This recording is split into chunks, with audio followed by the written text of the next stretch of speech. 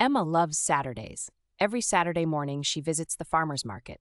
Today feels special. The sun is shining and the air is fresh.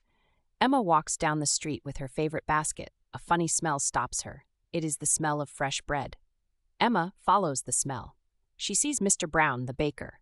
Mr. Brown is a kind man with a big smile. "Good morning, Emma," he says. Emma smiles back. "Good morning, Mr. Brown. Your bread smells delicious today." She buys a loaf of warm bread. Emma walks to the fruit stand next. There are bright red apples and juicy oranges. Emma picks up an apple. "How much are these?" she asks. $2 for 3 apples," says the fruit seller. Emma buys apples and puts them in her basket. As she walks, Emma sees her friend, Jack. Jack has a stand with homemade honey.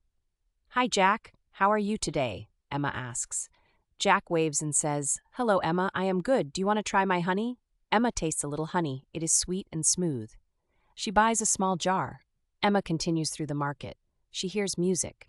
A man plays the guitar. Many people stop to listen. Emma loves music. She stands and listens too. The music is cheerful and makes her smile. Emma's basket is almost full. She sees some bright flowers. She thinks, "These will look nice on my kitchen table."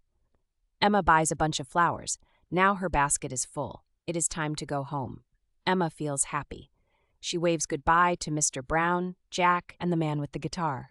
At home, Emma puts the flowers in a vase. They look beautiful. Emma sits at the table. She makes a sandwich with the fresh bread. She eats it with some apple slices and honey. It tastes so good. Emma thinks about her day. It was simple but perfect.